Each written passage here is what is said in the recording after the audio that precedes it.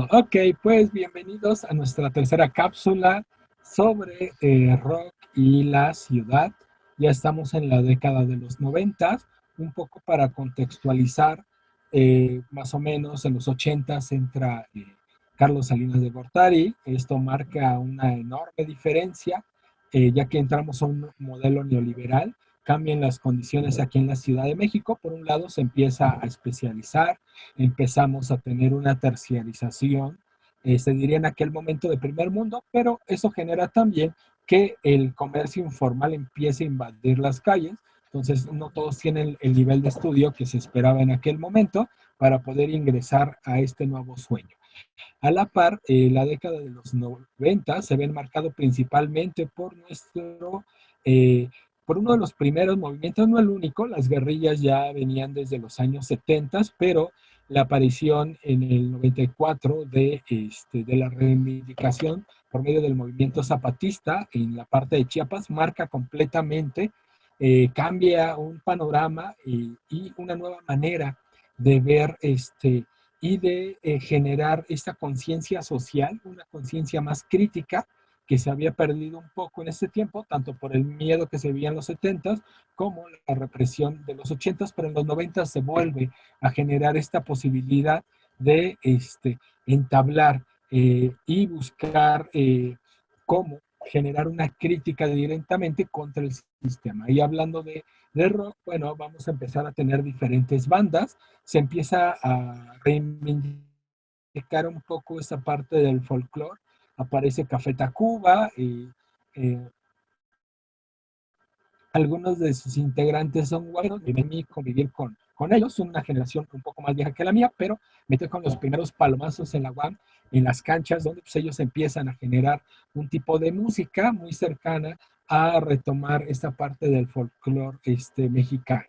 La Maldita, y creo que una de las bandas más importantes en cuanto a crítica política, en cuanto a sátira, es el Molotov. Empiezan críticas muy fuertes contra el gobierno, primero de Carlos Salinas de Gortari, y ya después con esta estructura a la posición priista, ¿no? Entonces vamos a empezar a tener varios movimientos, se empiezan a generar nuevas bandas, nuevos ritmos, aparece el ska, y bueno, pues yo creo que aquí empezamos a dar paso y le dejamos el micrófono al especialista para que nos vaya indicando cómo se va a llevar esta tercera cápsula.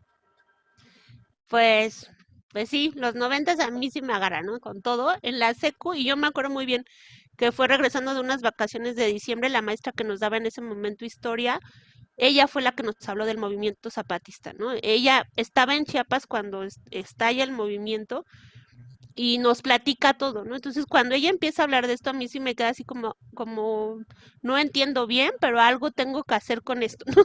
Y obviamente se va a ver reflejado, ¿no? Cuando entro a la prepa, pues yo creo que había muchas influencias, como siempre, externas, ¿no? Estaba el grunge, estaba Nirvana, estaba Pearl Jam, estaban como ahí en esa etapa todavía. Y luego traíamos la marca de los 80, ¿no? De todavía tener a The Cure, a Depeche Mode, por ahí y demás, ¿no? Pero en México, pues estaba saliendo algo bien nuevo, que era el ska. Entonces, creo que también cuando nace el ska, bueno, no que nace, ¿no? Porque trae antecedentes desde los 50 y demás, pero cuando sale el ska ya a un nivel urbano, muchos no lo entienden, ¿no? Y muchos no lo entendemos, pero nos empieza a gustar. Y a mí yo creo que lo que me llama mucho la atención de esta parte es que empiezan los conciertos masivos con un porqué.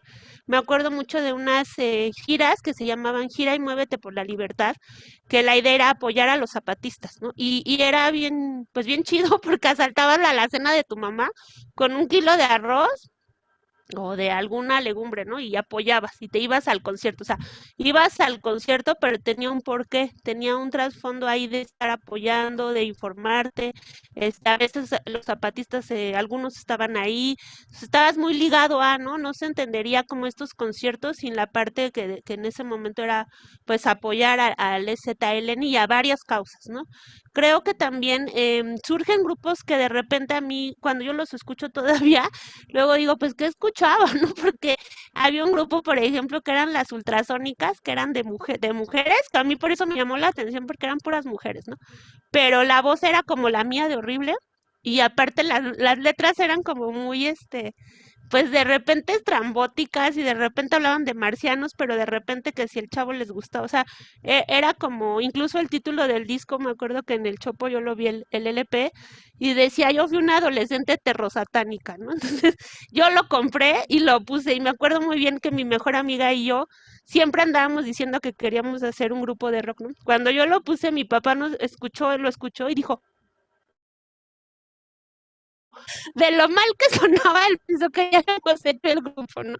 Pero creo que estos grupos salían y muchos de ellos subsisten, ¿no? Sale Panteón Rococó, que hasta la fecha sigue siendo como pues, emblemático. Sale también, por ejemplo, la Matatena, el Salón Victoria. El ska se vuelve como la bandera que tiene que ser en todos estos conciertos y que de repente también a mí me gusta mucho, digo, me tocó como época, pero también hace unos años Villoro sacó un artículo en Proceso y él decía que el rock empieza como una manifestación de los jóvenes y que siempre lo ligaban a la política, pero que si escuchábamos lo último de música ya no era eso, ¿no? Que ya tenía que ver más con pues con otras cosas, ¿no? A mí me toca mucho la parte política, o sea, yo iba a un concierto, pero decía, bueno, esto que estoy trayendo, pues iba a ayudar, ¿no? O sea, sí teníamos como esta liga de no nada más voy a ir a echar relajo, sino estoy haciendo algo que va a repercutir en son los zapatistas en algún momento, ¿no? También creo que los espacios eran, pues eran muy permitidos, porque me acuerdo ir a conciertos en deportivos, en el estacionamiento de CU, en el campo de béisbol de CU, en una que otra facultad también, ¿no? Entonces, creo que sí estaba como el espacio y pues era como organizarlo, no faltaba quien en las prepas, ¿no? Había muchos conciertos que salían de las prepas y que decían, bueno, vamos a tomar este espacio, vamos a hacer el concierto y lo vamos a armar, ¿no? Y me acuerdo igual, por ejemplo, un concierto que dieron muy grande que era para recibir a los zapatistas cuando llegan a la Ciudad de México, ¿no? Lo hacen en la Magdalena Michuca y llega un momento en que como no había pues la parte de contratar seguridad y demás, me acuerdo muy bien que los organizadores empezaron a vocear, ¿no? Todos los que quieran orinar, los varones, vayan al incendio que se está haciendo ahí en el campo talado, ¿no? Porque no había los recursos, pero pues lo organizaban, ¿no? También me acuerdo que grupos muy emblemáticos que estaban muy vinculados al STLN, pues Santa Sabina, ¿no? Santa Sabina era como Rita Guerrero estaba ahí, bueno, con todo el grupo, pero la veías encabezando y haciendo cosas y armando, y cada discurso decía, ¿no? Esto es para visibilizar lo que está pasando en Chiapas, y es una realidad, o sea, era como ponerte a pensar porque ibas al concierto y sí, cantabas, bailabas, hacías y deshacías, pero te llevabas un mensaje tenías que reflexionar, no nada más de ir y echar relajo, ¿no? Sino ligarlo con esto. Entonces, yo creo que estos grupos de los 90, los que siguen, por ejemplo, algunos, pues a lo mejor con el tiempo han cambiado algunas características, algunos tienen la bandera muy alta, a mí me llama mucho la atención, a mí me gusta mucho el fútbol, pero el llanero, ¿no? Y en uno de los grupos, de los equipos que sigo es un alemán, que es el San Pauli, pero ese grupo alemán, ese equipo de fútbol sigue mucho a Panteón Rococó por las letras, ¿no? Y el San Pauli, por ejemplo, defiende mucho la parte de todos los pues, LZLN, los gays y demás. Entonces, cuando conocen a Panteón Rococó, pues lo suman, ¿no? Y lo tienen como himno del fútbol de ellos y demás. Y yo creo que por eso ha tenido la repercusión, ¿no? Hay otros grupos que yo no le entré, porque yo decía, pues están cantando, pero ¿de dónde salieron, no? O sea, Molotov así, a mí se me hacía muy sospechosito que eran que sí hablaban de cosas que eran inquietantes, pero de dónde provenían, ¿no? A lo mejor no era la realidad de ellos, sino era, yo lo veía más como una especie ahí de marketing y otros grupos que desaparecieron para mal, ¿no? Por ejemplo, Control Machete, a mí me gustaba mucho y era el norte, ¿no? Y también tenían voz y demás y de repente pues ya no supimos mucho de ellos.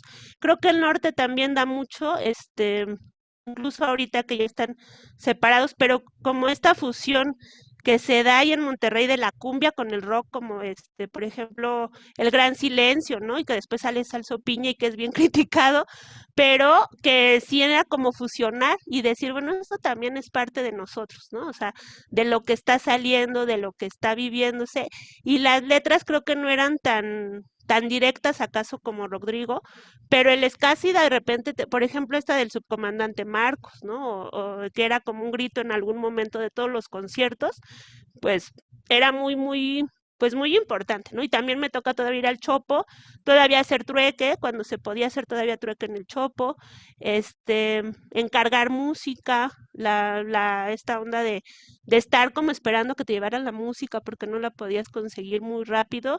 Creo que eso también te hacía conocer gente, porque entonces encontrabas a alguien que tenía los mismos gustos, o en ropa, o en, incluso para platicar, ¿no? Y ahí servía como para debatir incluso el Chopo en algún momento. Entonces, pues yo puedo hablar horas, pero creo que eso es lo que me acuerdo, o sea, lo que más tengo es esa, la vinculación política de la música, cómo eran los espacios que sí había muchos dados en ese momento y que sí tenían un fondo el hacer estos conciertos o estos encuentros, ¿no?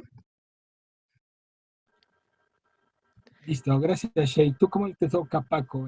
¿Te toca los zapatistas? ¿Te toca la huelga de CU? ¿Qué había en aquel momento?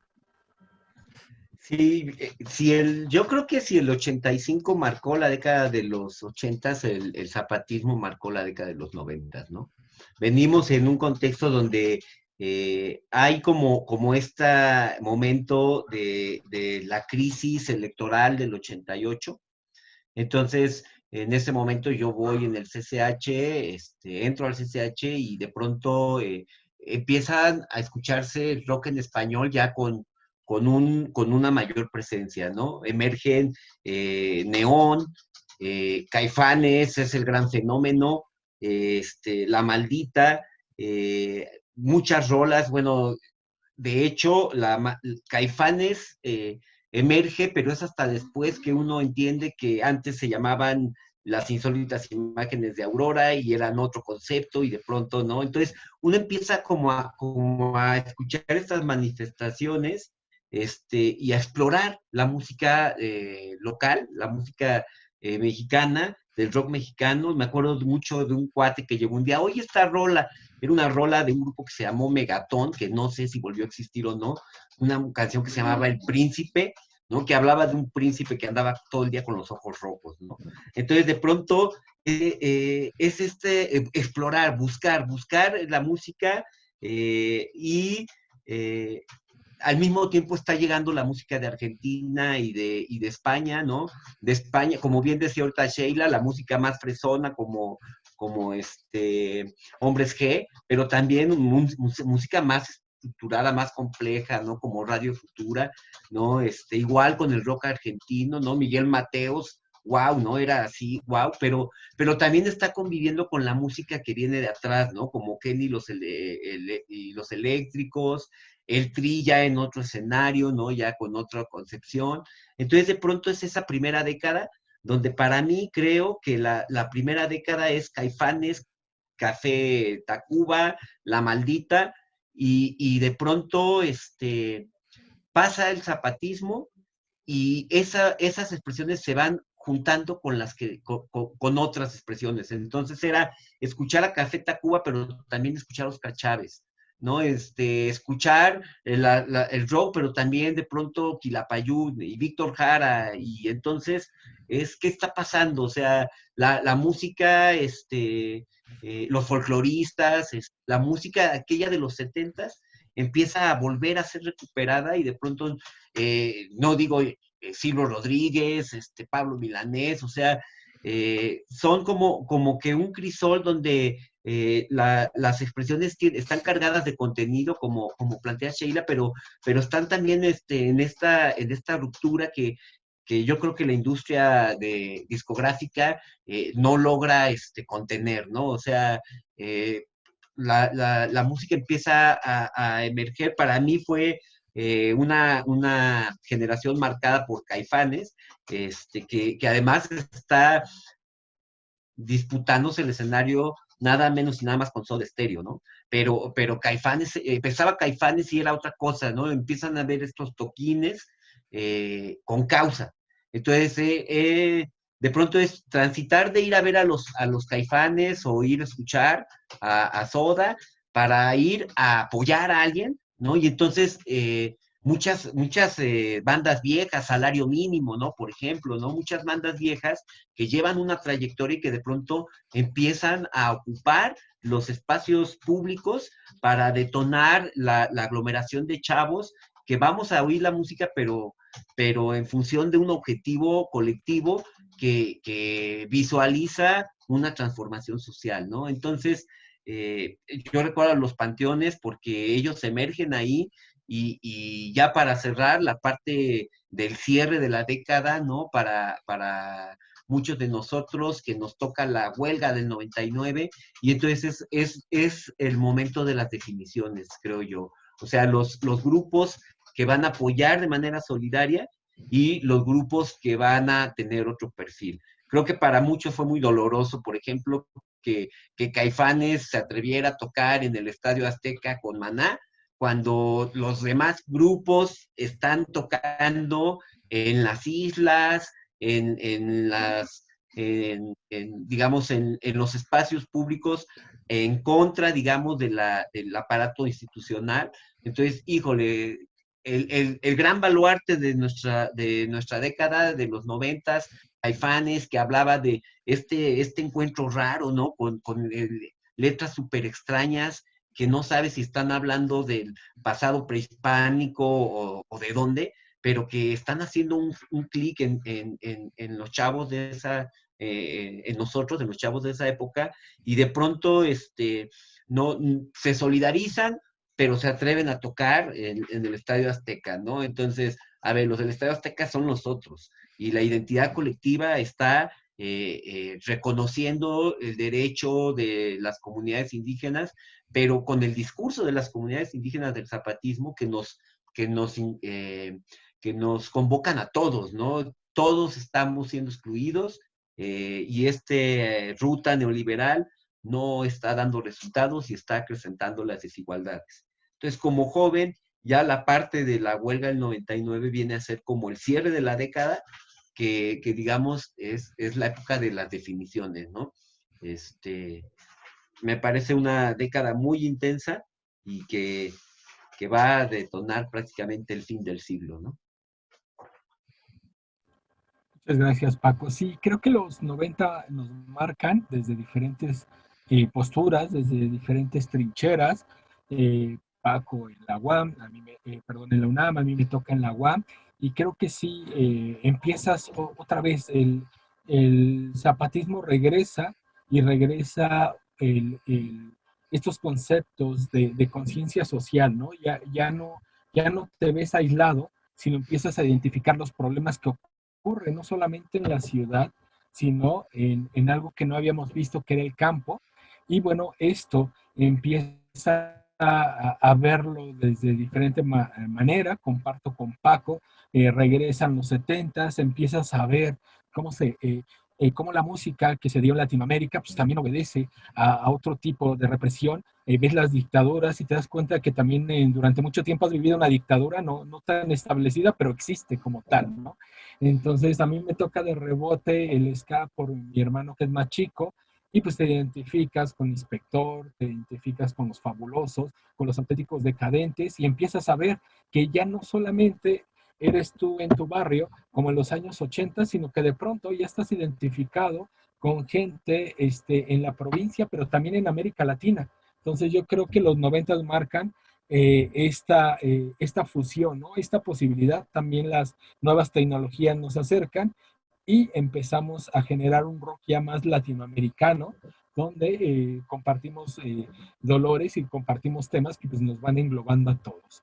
Bueno, con esto daríamos por concluido la parte de la década de la década de los 90, y pues los invitamos a nuestra última cápsula, un poco para hacer reflexión y bueno, tratarlo de ligar esta situación en cuanto a las metáforas y dar el cierre de este podcast que viene siendo sobre el rock y el urbanismo. Entonces, nos despedimos y los invitamos a la última cápsula en la siguiente semana. Hasta luego, cuídense mucho.